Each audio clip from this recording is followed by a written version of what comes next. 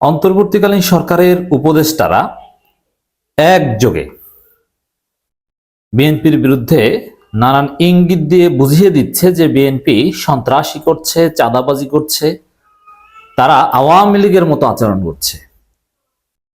সরাসরি তো আর বিএনপির নাম বলা লাগে না, ইশারা ইঙ্গিতই যথেষ্ট।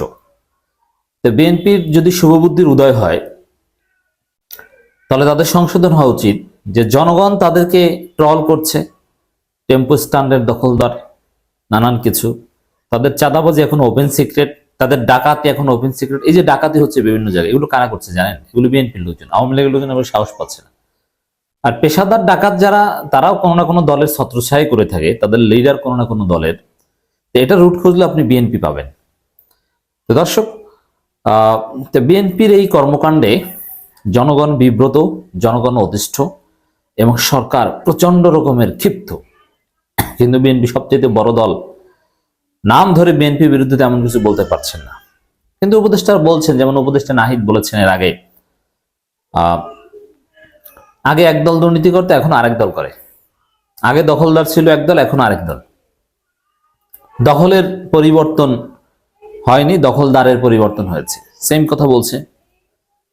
একইভাবে অন্তর্বর্তীকালীন সরকারের একজন উপদেষ্টা, মাননীয় ধর্ম উপদেষ্টা ডক্টর আফামা খালিদ সাহেব একটা কথা বলেছেন, দেশ কোনো দলের কাছে ইজারা দেওয়া হয়নি। ধর্ম উপদেষ্টা একথার তাৎপর্য কি?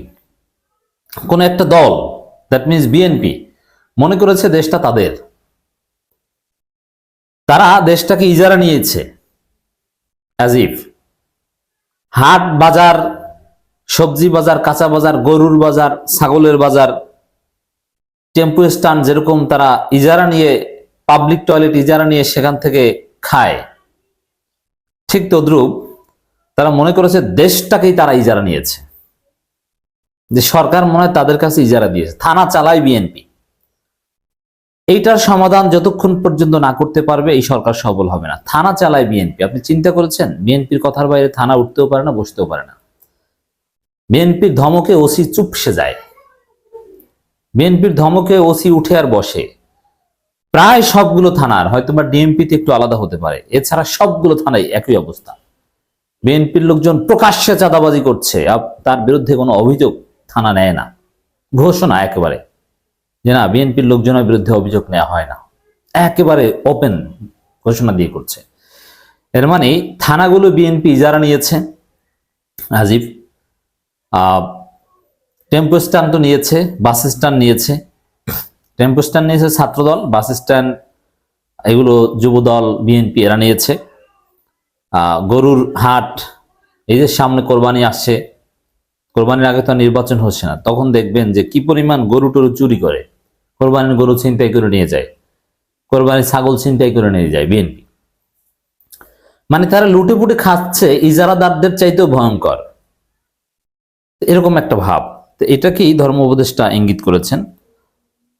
বাংলাদেশ কোনো দলের কাছে ইজারা দেওয়া হয়নি বলে মন্তব্য করেছেন অন্তর্বর্তী সরকারের ধর্ম বিষয়ক উপদেষ্টা ডক্টর আফামা খালিদ হোসেন। ধর্ম উপদেষ্টা বলেন, কয়েক মাসের মধ্যে 16 থেকে 17 বছরের জঞ্জাল সাফ করা সম্ভব নয়। হ্যাঁ, এখন জঞ্জাল 16-17 বছরের জঞ্জাল যারা ছিল আওয়ামী লীগ, তারা তো এখন চাঁদাবাজি করছে না ভাই, তারা তো ডাকাতি করছে না, তারা তো প্রায় পালাতক। হ্যাঁ, কিছু ষড়যন্ত্র করছে, তারা কিছু প্রপাগান্ডা চালাচ্ছে, কিন্তু জনগণের উপর মূল প্রভাব পড়েছে এখন চাঁদাবাজি। এটা তো আর বিএনপি আওয়ামী লীগের লোকজন করছে না। অতএব এই যে চাঁদাবাজির যে ঘটনাটা, এটা 16-17 বছরের জঞ্জাল নয়। এখন চাঁদাবাজি করছে নতুন দল, যারা 16-17 বছরে অভুক্ত ছিল। অতএব এদেরকে শায়েস্তা করা আহামরি কঠিন কিছু নয়। এই জন্য আমরা বলবো, যেহেতু থানাগুলো অলরেডি ইজারা নিয়ে নিয়েছে বিএনপি, থানা পুলিশ ব্যর্থ, এই জন্য পুলিশ সংস্কারের পর কি হয় সেটা দেখার অপেক্ষায় আমরা। কিন্তু তার আগে এরকম চাঁদাবাজি চলতে থাকলে সংস্কার দিয়ে মানুষ ধুয়ে পানি খাবে না। প্রয়োজনে দেশে জরুরি অবস্থা জারি করতে হবে, অথবা জরুরি অবস্থা যদি জারি না করে বিশেষ অভিযান পরিচালনা হতে পারে, অপারেশন ক্লিন হার্ট বা এই টাইপের কিছু। চাঁদাবাজদের ধরতে বিশেষ কোনো অপারেশন যৌথ বাহিনীর, সেনাবাহিনী, পুলিশ, বিজিবি, র্যাব মিলে, এটা অতীব জরুরি। দেশের মানুষ যদি স্বস্তিতে চলতে না পারে, স্বস্তিতে দোকানদারি করতে না পারে, তাহলে তা দিয়ে কি করবে? সেই দেশের সংস্কার কি প্রয়োজন? জামাত নেতা রক কেটে নেয় বিএনপি নেতারা। জামাত নেতা কাম ব্যবসায়ী, তাকে চাঁদা দিতে বাধ্য করে বিএনপি নেতারা। তাহলে আপনি চিন্তা করেন, যারা কোনো দল করে না, একেবারে নিরীহ, অথবা যারা এখন আওয়ামী লীগ করে, তাদের কি পরিমাণ চাঁদা দিতে হয়। আওয়ামী লীগের লোকজন এতদিন যা চুরি টুরি করেছে, এখন বিএনপির লোকজনকে দিতে হয়, চাঁদা দিতে হয়।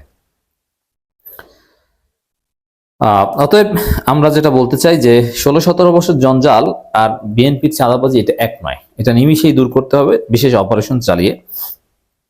নির্বাচন কমিশনার নিয়োগ দেওয়া হয়েছে, সিসি সহ। জানুয়ারি শুরুর দিকে ভোটার তালিকা হালনাগাদ করে আগামী নির্বাচনের মধ্যে শেষ হবে রাষ্ট্রের সংস্কার কাজ।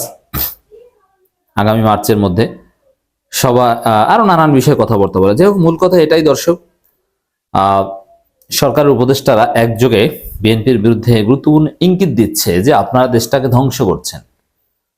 এখন বিএনপি যদি সরকারের ইঙ্গিত, জনগণের এই ক্ষোভ, এগুলোকে আমলে না নেয়, তারা যদি চাঁদাবাজি চালিয়ে যায়, জাস্ট এই 2-4 কোটি টাকা চাঁদার জন্য নিজেদের ভবিষ্যৎ নষ্ট করে দেয়, তারা ক্ষমতায় আসতে পারবে না।